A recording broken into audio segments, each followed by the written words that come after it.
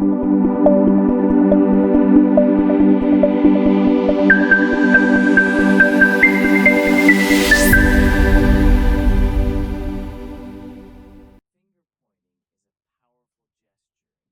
everyone, welcome back to the Dos and Don'ts YouTube channel.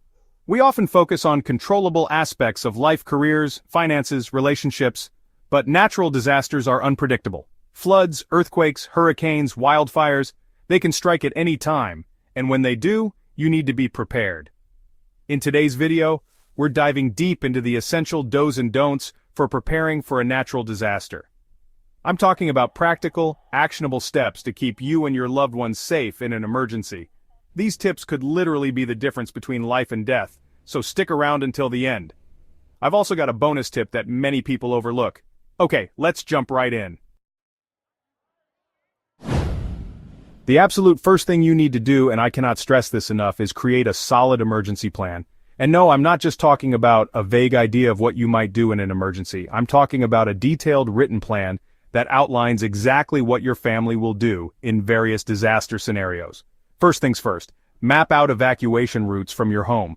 And not just one route, but multiple ways to get out if roads are blocked.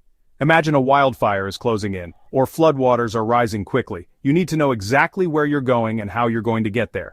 Next, designate a meeting point outside your neighborhood in case you get separated. This is crucial, especially if you have kids. Choose a spot that's easy to find and remember, like a park, a library, or a relative's house a few towns over. Make sure everyone in your household has a copy of this emergency plan and memorizes those meeting points. You might even want to laminate a copy and keep it in your go bags. Write down important contact information for each family member, including cell phone numbers, work numbers, and any other relevant contacts. In a real emergency, you don't want to be scrambling to remember numbers or relying on your phone's contact list, which might be inaccessible. Run through different disaster scenarios with your family at least twice a year. Alright, let's talk about one of the biggest mistakes people make, waiting until the last minute to prepare. Seriously folks, procrastination is not your friend, especially when it comes to natural disasters. Imagine a hurricane is barreling down on your city and everyone and their brother is rushing to the store to stock up on supplies. Suddenly those shelves are empty. No water, no batteries, no non-perishable food. And you're stuck without the essentials you need to weather the storm. Don't let that be you. Start building your emergency kit now, today, so you're ready at a moment's notice. Think of it like this. You wouldn't wait until your car breaks down to start shopping for a new one, right? You'd have a plan, maybe some money saved up just in case. Preparing for a natural disaster is no different. Get ahead of the game, and give yourself and your family the peace of mind, knowing you're ready for whatever Mother Nature throws your way. Now let's talk about what goes into that emergency kit, because this is where things get really important. Every single home, and I mean every single home, needs a well-stocked disaster kit. Think of it as your survival toolbox in case you're stuck at home without power or access to basic supplies. First and foremost, water. You need at least 1 gallon of water per person per day for at least 3 days. That's the bare minimum. If you have the space, aim for a 2-week supply. You can buy those big gallon jugs or individual bottles, whatever works best for you. Next up, non-perishable food. I'm talking about canned goods, energy bars, dried fruit, nuts, stuff that won't spoil if the power goes out. And don't forget a manual can opener. Pack flashlights, headlamps, and extra batteries. Candles are okay, but I prefer battery-powered options because they're safer and last longer. A first aid kit is non-negotiable. Make sure it's fully stocked with bandages, antiseptic wipes, pain relievers, gauze, and any personal medications you or your family members take regularly.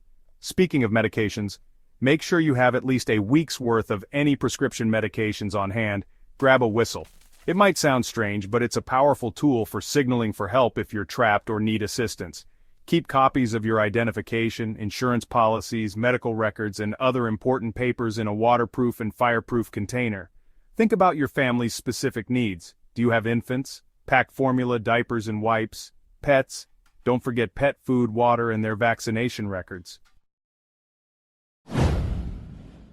In a disaster situation, communication is key. You need to stay informed about what's happening, any potential dangers, and evacuation orders. You also need to be able to reach your loved ones and let them know you're safe.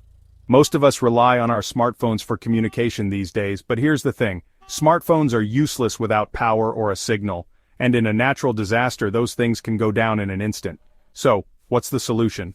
Backup plans. First, invest in a battery-powered or solar-powered radio. This will be your lifeline to the outside world if cell towers go down. Second, make sure your phone is always charged. Third, consider investing in portable power banks or solar chargers. Remember, communication is about more than just staying entertained. It's about safety, coordination, and peace of mind for you and your loved ones. Do secure your home. Now that we've covered emergency plans and communication, let's talk about securing your home before disaster strikes. A little prevention can go a long way in minimizing damage and keeping your family safe. First, take a walk around your house and identify any potential hazards. Are there large trees that could fall on your roof during a storm? Are there loose objects in your yard that could become projectiles in high winds?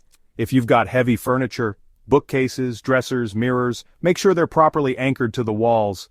Consider installing storm shutters or boarding up your windows if you live in an area prone to hurricanes or severe storms.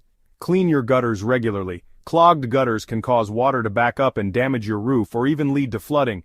Trim those trees. Overhanging branches can snap off in strong winds and damage your roof, car, or even worse, injure someone. Taking these proactive steps to secure your home can significantly reduce the risk of damage and injury during a natural disaster. Trust me, you don't want a bookcase toppling over on someone during an earthquake. Don't ignore local warnings. This one should go without saying, but unfortunately some people still need to hear it. Never ever ignore local warnings and evacuation orders.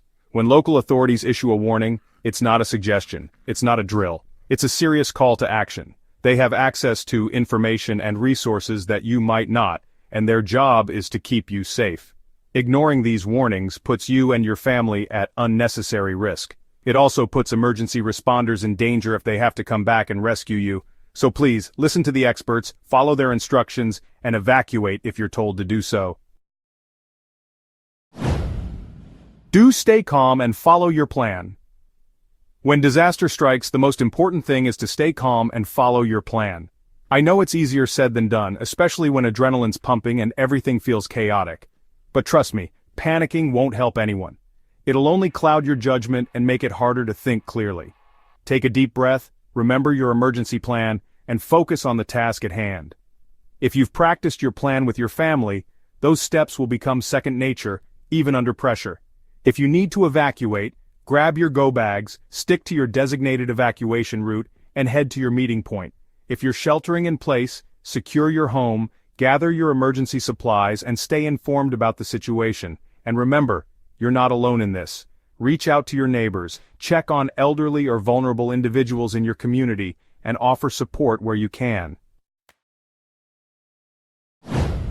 You got this. And that's it for the do's and don'ts of preparing for a natural disaster. I hope these tips have given you a solid foundation for creating your own emergency plan and feeling more confident and ready for any situation. Remember, a little preparation today can make all the difference when it matters most.